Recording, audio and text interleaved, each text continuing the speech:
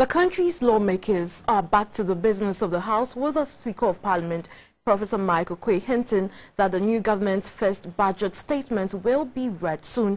Tuesday's sitting also saw members expressing views on gun ownership and the use of firearms, especially by the security forces, sometimes to hurt civilians.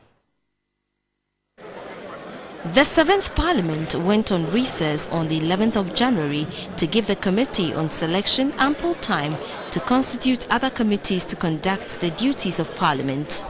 Resuming sitting on Tuesday, 24th January, the House corrected votes, proceedings and official reports. When he had the floor, the Member of Parliament for Kumbungu spoke about a teenage boy in his constituency who was wounded by a stray bullet from the gun of a police personnel. He called on the police service to foot the medical bill of the injured boy.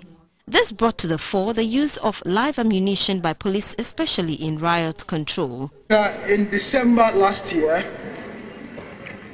one of my constituents, Ganiu Abdurrahman, a 19-year-old student, was returning home from a class when he was hit in the leg by a stray bullet fired by the police in his community in Dalong during a standoff between the police and the youth of Dalong.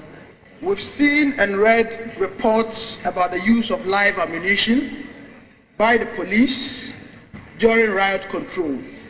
Now, such brutal use of force have in other cases resulted not just in injuries like that of my constituent, but in the loss of lives. Was it a stray bullet?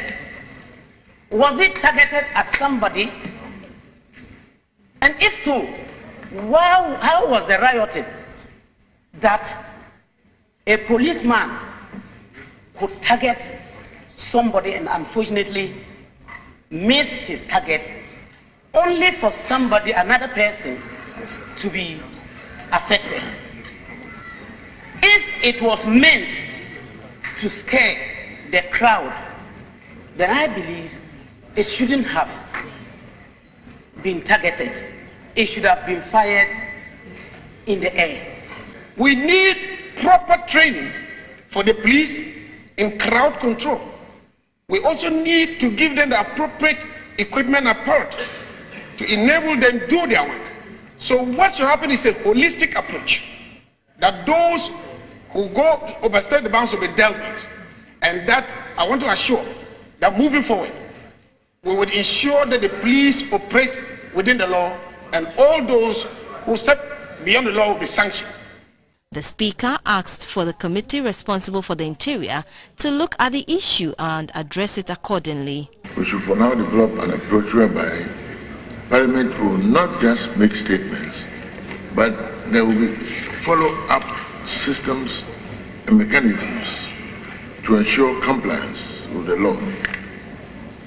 I will further, therefore, refer this matter to the committee responsible for interior, together with leadership, to examine the matter further, consider it further, and appropriate communication made to appropriate quarters for maximum effect to avoid the mischief that honorable members are so much concerned with. Sitting continues Wednesday, 25th January, with the following papers expected to be laid before the House. First, report of the Appointments Committee on the President's nomination for ministerial appointments. Report of leadership on the constitution of the membership of the Pan-African Parliament and ECOWAS Parliament, among other papers.